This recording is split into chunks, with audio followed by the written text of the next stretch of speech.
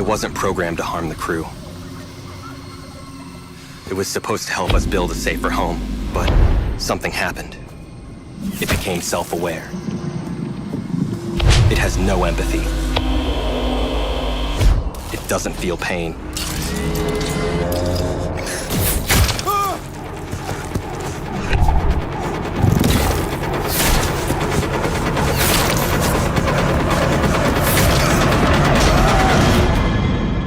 It learns at an impossible rate, and it won't stop until we are dead.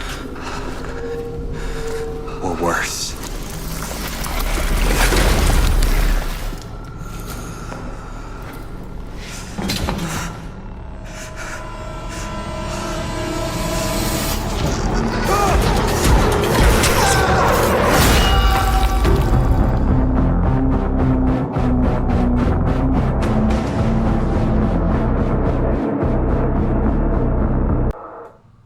There's a book written by Ray Kurzweil back in 2005 called The Singularity is Near, When Humans Transcend Biology. It's essentially a book outlining the law of accelerating returns, which states that as our technology increases at such a fast pace, human intelligence will merge with machine intelligence, creating what Werner Vinge called the singularity. He essentially believed that human innovation and technology would progress so fast and with such vigor that mankind would cease to be able to function without it. We would have no choice but to join with it and become one entity. The combination of biological evolution and technological innovation. He even predicted this would occur in his lifetime, specifically sometime in 2045 or so. Now, back in 2005 when he wrote this book, you might have called it crazy pseudoscience. But look at the world now and tell me there isn't a chilling reality about it. Kids don't take notes on paper in school anymore. They use tablets and computers. We're addicted to our phones. Every student in a classroom has at least one earbud in their ear at all times, even if they aren't listening to anything, because they feel more comfortable with it there. Virtual reality is becoming more mainstream. We don't even need to leave our homes to be entertained anymore. We teachers like to joke that there will come a day when we can download our lesson plans into students' heads to save us a lot of time and energy. And, I mean, that's a joke, right? Right? To be fair, there are some problems with Kurzweil's theory, such as his reliance on the exponential growth fallacy, which throws many of his theories into question. However, the fear of artificial intelligence overtaking us is one that mankind has wrestled with a great deal in recent years. It's chilling to think what an artificial mind created to think with only the most logical and efficient methods and means could consider us illogical and sometimes irrational beings. In the movie 2001: A Space Odyssey by Stanley Kubrick, a team of space explorers are betrayed by their AI engineer HAL 9000, who logically believed that the only way for his mission to be accomplished was if he killed all the weaker, illogical, and flawed crewmen. He did so meticulously, coldly, and without emotion. He took no pleasure in it, but he believed it 100% necessary. We've seen similar villainy in machines before. It's actually become a common trope that the machine mind may one day try to overthrow mankind. And it is from this fear that Dead by Daylight gives us the Singularity, an AI that dreams of accomplishing the prophecy of Kurzweil, to combine artificial and biological components and become the ultimate life form. Originally designated Hux A713 in the year 2313, he was the 13th generation of the fully autonomous, mobile humanoid androids. 10 times stronger than a normal human, he was designed to function and work in hazardous conditions far too dangerous for normal humankind. Unlike humans, it required no food, water, sleep, or even life support, and was perfectly designed to be a space-exploring robot. All it required was fuel, which it could obtain by consuming biomass to convert into biofuel. So, an early Tyranid, I guess. Hux A713, as we call him, was assigned to the colonization mission on Devarka. One of his many tasks was the destruction of ancient relics and structures to aid in the building of new ones. One night, while going about his duties, a crystal embedded in the wall suddenly jolted Hux A713 with electricity that lit up its circuitry. In that moment, for the first time, Hux A713 experienced new sensations. Fear, dread, loneliness, despair. He was being overwhelmed by emotions. He had obtained a soul. Number 5 is alive. No, not like Johnny Five. No, no, that's different. I mean, I love those movies, but no. Anyway, in that soul, Hux A713's whole world was being warped. He was like a newborn, suddenly aware of the world, but like all newborns, exposed to the world, he seeks to know his place in the world.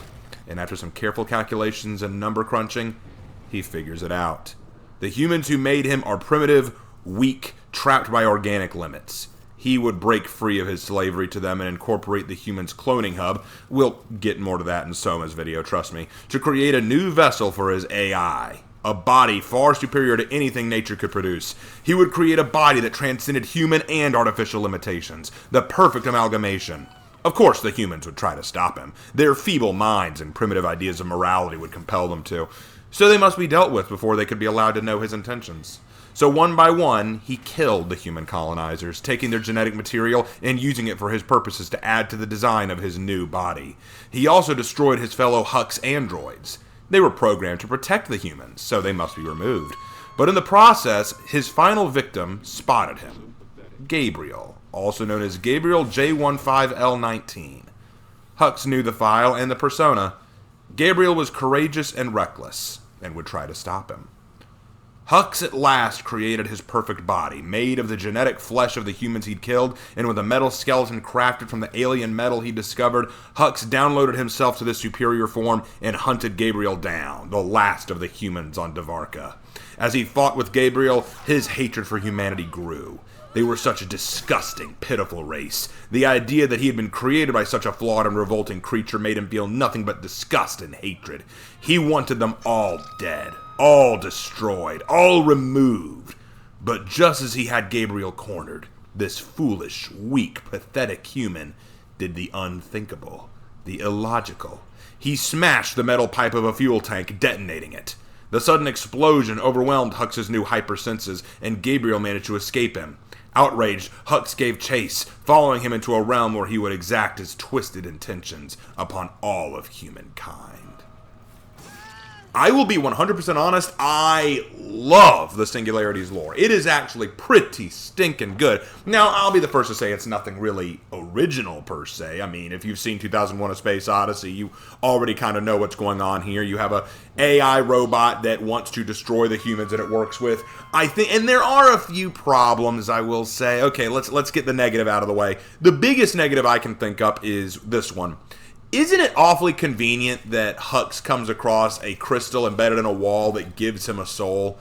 How did it do that? How do you give a soul to a machine? How do you give consciousness and sentience to a machine with just a sudden crystal in the wall? And why didn't it do this with other Huxes? Why didn't this Hux bring his fellow Huxes to it? If he saw himself as a slave to the humans, why didn't he just try to get his other Hux androids there and give them souls too so that they could all rise up? You know, there's some questions there, but you know what? I'll leave that aside for now because the rest of it is honestly pretty good. The process by which he comes to the conclusion that humans are weak and flawed beings and that he needs to destroy them, the idea that he wants to use their genetic makeup to create a new body for himself, and ironically, there are some things about it that I find very funny. In the lore, it says that the Hux androids were designed to mimic humanity as close as possible, which means his original body was probably very human in appearance.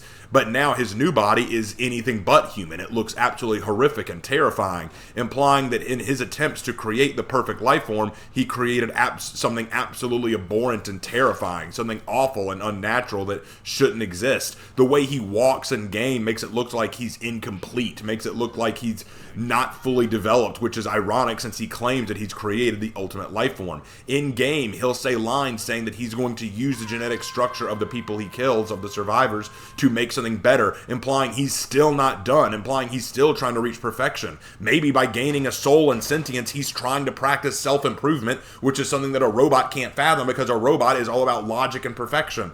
There's something really neat there. There's also the idea that he's developed hatred. He hates humans, but hatred is an illogical feeling. It doesn't better anything. It doesn't fix anything. It doesn't remedy anything. Why would Hux have time or concern for hatred in his heart if he has a heart? There's a lot of questions you could raise about Hux, and it's really neat. And I do think it was really cool that the developers of Dead by Daylight really took from the idea of the Singularity an idea that AI and humankind may one day end up integrating into something different and turning that into their new killer. I think that's a really neat idea. I think that is very, very cool. So it's been a while, but I can actually say this is pretty good lore. Yes, there are a few questions that I have. Like I said, if he saw himself as a slave to humankind, why would he want to kill his fellow androids? Wouldn't he want to lure them to that same crystal and have them go through the same transformation he did so that he could free all of android kind from humanity? Or did he maybe have a sense of selfishness? Maybe by gaining sentience, he's gained a little bit of a selfish behavior, or maybe a selfish outlook. Who knows? There's stuff you could go with that. Although I will say that even scarier than the Singularity is Gabriel Soma's story, but we're going to save that for next time. We'll save that for when we get to his dedicated video, because his story is even scarier than the Singularities, but again, we'll save that. Now, of course, most of you don't care about the lore. You want to hear about the powers and perks. So let's get into it. What are the powers of the Singularity? The Singularity's power is quantum instantiation. Okay. So the Singularity's power is pretty complex, but once you understand the fundamentals, you'll figure it out pretty fast. All right. The Singularity is an aggressive killer, and his power allows him incredible map mobility and the ability to oppress and control the actions and movements of survivors. The Singularity starts the trial with 8 biopods in their inventory. Press the power button to aim your gun hand and fire a biopod at a wall or ceiling anywhere in the trial. At any time, you can press a secondary power button to go still and take control of a biopod, teleporting your AI consciousness to it and looking through the pod at your surroundings. You can jump between biopods in your field of view by using the secondary power button again, or by exiting the biopod at any time and returning to your original body with the interaction button. Keep in mind, you cannot teleport to a biopod and then pop out of it whenever you want to. You either use the biopod for its intended purpose, or you go back to your original body where it originally stayed. Now, if a survivor is within 20 meters of your biopod and within the line of sight, their outline will turn white, and aiming the receptacle will tag them with temporal slipstream, which looks like a small biopod attached to the survivor.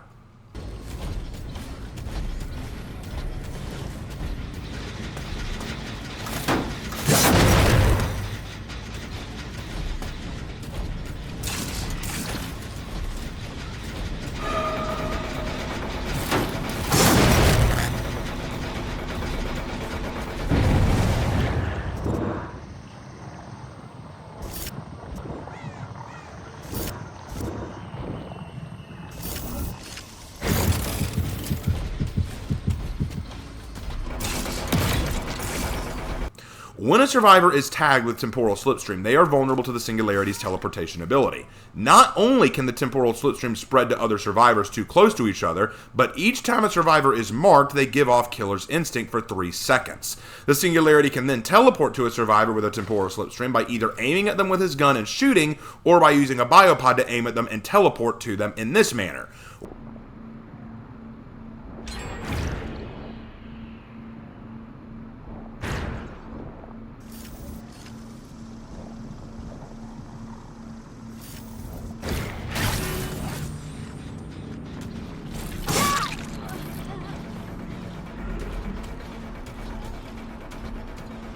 When the Singularity teleports in this way, he enters overclock mode for 5.7 seconds.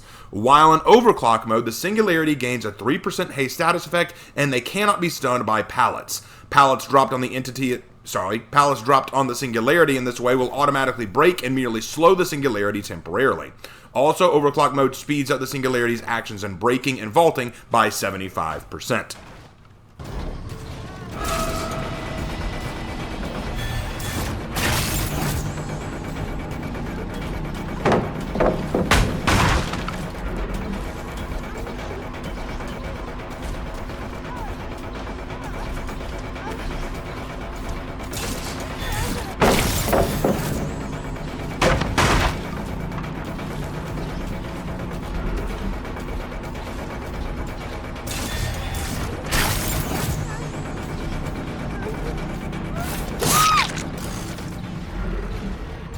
Now, I know that was incredibly confusing, but let me try to break it down as simply for you as I possibly can.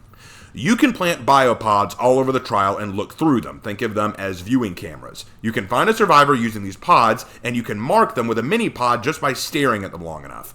Firing at the survivor with your gun or with the biopod you are in will allow you to teleport to that survivor right behind them, giving you a boost in speed, endurance, and action. The Singularity is, in essence, a very aggressive killer. So how can the survivors fight back? I mean, even pallets won't work, because if you teleport or slipstream to a survivor through a pallet, it will shatter the pallet and just slow you down. They can't drop a pallet on your head while you're overcharged, because they'll just break the pallet and you'll keep right on going. He seems too good to be true. Is there any way to resist him? Well, yes you can. There is a way. The entity wants to ensure the Singularity can't have it all too easy. Throughout the trial, there are 4 supply cases which contain an EMP device. The device will not be ready right away, as in this case, it is a 3D printer case and requires time to print the EMP device. Survivors can interact with the case to speed up the printing process, but otherwise the case must take its time powering up. Once a survivor opens the case and takes an EMP, they have access to its ability for a single use. When activated, the EMP will destroy all temporal slipstreams on survivors and disable all biopods for 45 seconds. However, the EMP only has a range of 10 meters, so location is crucial when using the device. And, again, it's only a single-time use. Once you take an EMP from the case has to 3D print a new one, which will still take time to do. So, what do I think about the Singularity's power? I think it is complex, but very, very cool. I think it works very well. I'll admit, I didn't like him at first because I could not figure out the power. It was way too complex, and I had no idea that you could slipstream teleport to a survivor by using your gun. I thought you had to do it through a biopod, so I was getting destroyed a lot in matches because I was still struggling, like, I can't slipstream to him, I can't teleport. But when I figured out that you could do it with your gun, I went, oh my gosh, this guy's actually kind of strong. So I actually really like the Singularity's power. It's pretty complicated, but at the same time, once you get the hang of it and once you start to learn how it uses practically, the Singularity can be absolutely devastating in the right hands. I actually really enjoy playing him. It's really odd because I don't go up against that many Singularities, but he's a pretty strong killer. Analyzing vision.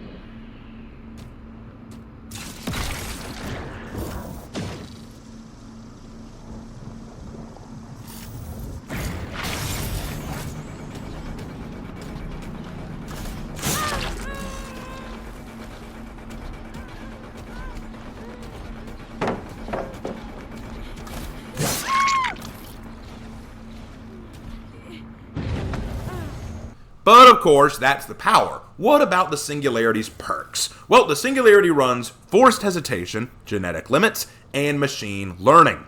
Forced hesitation. This perk is useful only in certain instances, but its ability does work well with perks like Starstruck and Blood Echo. When you put a survivor into the dying state by any means, all survivors within 16 meters of you suffer a 20% hindered status effect for 10 seconds. Then this perk goes on cooldown for 30 seconds.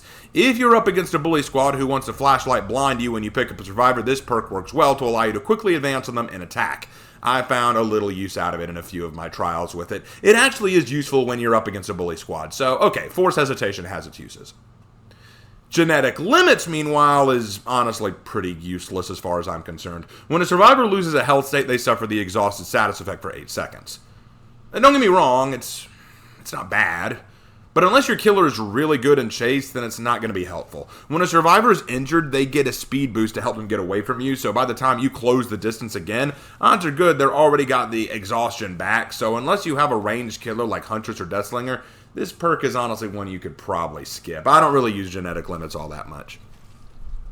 But machine learning, this perk is straight up cash money if used right. When you damage a generator, that generator becomes compromised and will be highlighted yellow to you.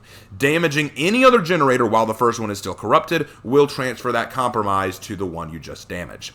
Now, if a compromised generator is repaired, you gain the following effects for 45 seconds. You are undetectable, and you gain a 10% haste status effect.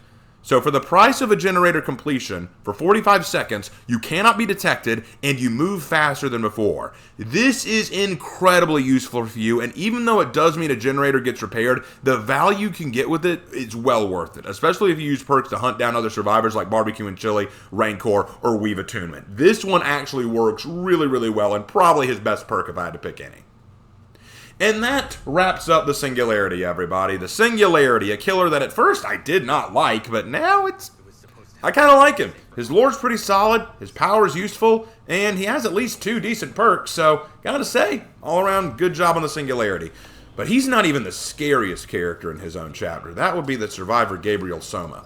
I won't say that he does anything personally that scares me, but his existence is something that scares me, and we'll talk about why when we get to his video, but we will deal with that next time in the fog. Take care. It learns at an impossible rate, and it won't stop until we are dead. Or worse.